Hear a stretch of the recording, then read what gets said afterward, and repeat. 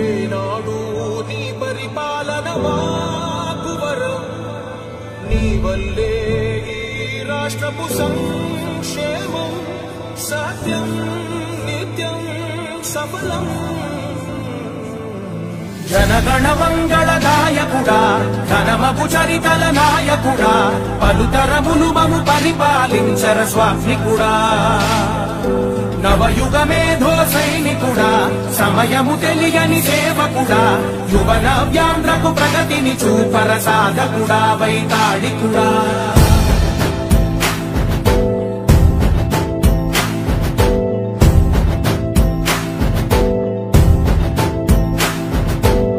ప్రతి ఇల్లు నిన్నే నిన్నే పిలిచింది, ప్రతి గడప నీకే స్వాగతమంటోంది, ప్రతి మనసు నువ్వే గెలవాలంటోంది. పెద్ద కొడుకు నీవై తోడున్నావో చాలు, జరుగుతుంది మాకు మేలు మేలు. ఇంటి పెద్ద నీవై నిలిచి ఉంటే చాలు, విలిసి పోవ రాష్ట్రమంతటా శాంతి క్రాంతి సంతోషాలు. నాయకుడా నాయకుడా మళ్ళీ నువ్వే రావాలి, నవ్యాంధ్ర పాలకుడై నువ్వే గెలవాలి. నాయకుడా నాయకుడా మా తోడై నువ్వుండాలి, మేమంతా నీ వెంటే ముందడుగెయ్యాలి. ప్రతి ఊరు నీ పరిపాలన కోరింది, ఓ ప్రతి వాడ నీకే మద్దతు పలికింది.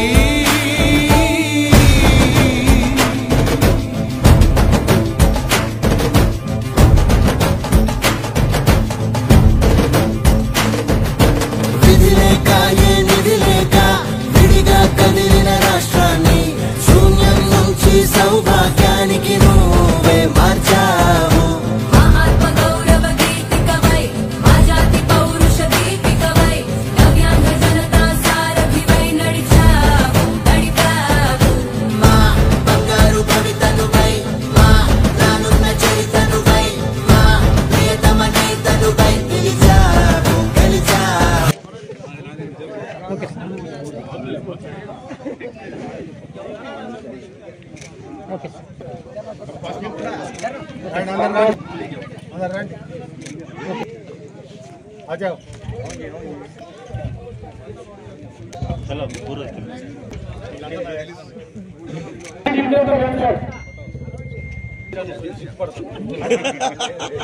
నువ్వు ఆడేవా తప్పు నీదేనా?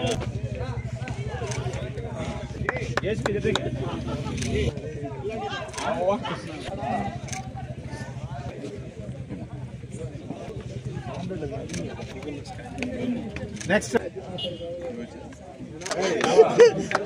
బాగా ఆడతాడు బ్యాటింగ్.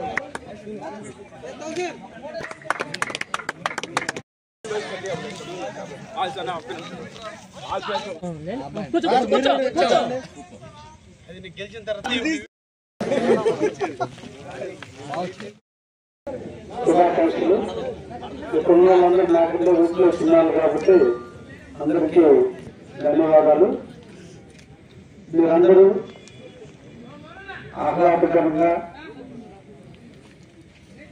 ఆటలు ఆడి శరీర దృఢత్వాన్ని, మానసిక దృఢత్వాన్ని, మానసిక వికాసాన్ని పెంచుకోవడానికి ఆడుతున్న ఆటలు ఇవన్నీ కూడా పాఠ్య పుస్తకాల్లో ఉన్న అంశాలన్నింటినీ గురువుల ద్వారా అభ్యసించి మన జీవిత సోపానానికి పుస్తకంలో జరిగినటువంటి విషయాలు తెలుసుకున్నప్పటికీ మనం జీవితంలో ఎలా ఎదగాలి, జీవితంలో సమస్యను ఏ విధంగా పరిష్కరించుకోవాలి, ఒక చిన్న సమస్య వచ్చినప్పుడు ఎంత దృఢత్వంగా సమస్యను స్థిరత్వం చేసుకోవాలి, ఒక చిన్న సమస్యకి మనం ఎలా చెల్లించకుండా ఉండాలి అనేది ఒక స్పోర్ట్స్ ప్లాన్ లో ఉంటుంది.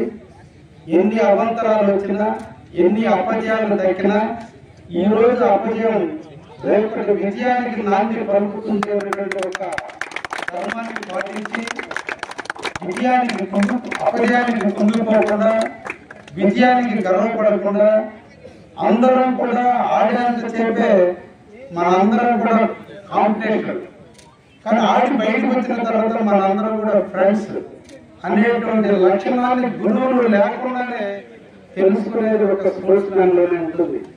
అందుకనే స్పిరిట్ ఎంత సమస్య వచ్చినా ఎన్ని ఇబ్బందులు వచ్చినా స్పోర్ట్స్ స్పిరిట్ గా బతకడం ఎందుకు చెప్తారు అంటే ఒక స్పోర్ట్స్ ఆడే వాళ్ళలోనే ఆ ఐక్యత ఉంటుంది. ఎందుకంటే కలిసి మెలిసి పోరాడతాం, పోరాడే అంతవరకే మన పట్టుదల, తర్వాత మన అందరం కూడా కలిసి మెలిసి ఉండాలన్నటువంటి ఆలోచన ఉన్నటువంటిది ఈ స్పోర్ట్స్ మ్యాన్ లో ఉంటుంది. ఈరోజు ప్రపంచ నలుమూలలో మన అందరం కూడా పరిశీలిస్తే చాలా సక్సెస్ వెనక ప్రతి జీవితంలో ఒక వ్యక్తి సక్సెస్ అయ్యి చాలా మెట్లు ఎక్కాడు, ఒక ఉన్నతమైన స్థాయికి ఎదిగాడు అంటే అతని జీవితంలో ఎప్పుడో ఒకసారి స్పోర్ట్స్ మ్యాన్ గా ఈ ప్రజల మధ్యన నడిచినటువంటి వ్యక్తులే జీవితంలో ఎదుగుతారు.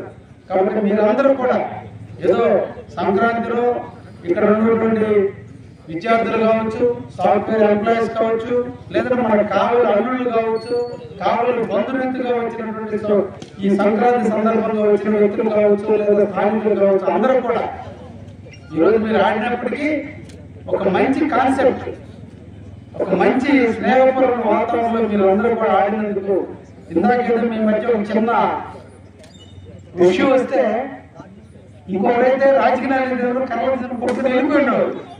మీరు స్పోర్ట్స్ మ్యాన్ కాబట్టి అవి దాటకుండా బయట నిలబడి మీ దాన్ని సాధించుకున్న స్పిరిటే స్పోర్ట్స్ మ్యాన్ లక్షణం.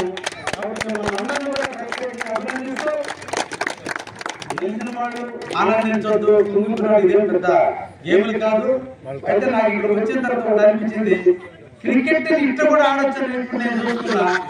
చాలా చాలా కొత్త కొత్త విషయాలు నేను కూడా నేర్చుకున్నాను మీ నుంచి. అందరూ కూడా పేరుపైన ధన్యవాదాలు తెలియజేస్తూ భవిష్యత్తులో ఇంకా మీరు మంచి మంచి గేమ్లు ఆడండి. రాబోయే కాలంలో రాష్ట్ర ప్రభుత్వం, రాబోయేటువంటి కొత్త ప్రభుత్వం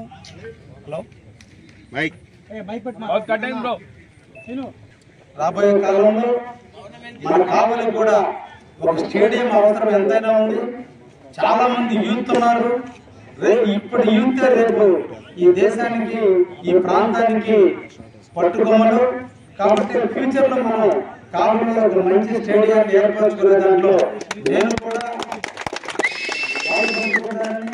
నా వంతు బాధ్యతగా, కావలి పట్ల పౌరుడిగా, ఈ ప్రాంత రాజకీయ నాయకుడిగా రాబోయే ప్రభుత్వంలో ఉండబోతున్నాం అనేటువంటి ఒక విజయానికి సంకేతంగా ఫ్యూచర్ లో మనందరం కూడా కలిసి ఈ ప్రాంతంలో స్టేడియాన్ని నిర్మించుకునే దానికి కృషి చేస్తామని కూడా ఈ సందర్భంగా తెలియజేస్తూ ఈ అవకాశం ఇచ్చిన మీరందరికీ కూడా ప్రత్యేకంగా ధన్యవాదాలు తెలియజేస్తూ ముగిస్తున్నాను.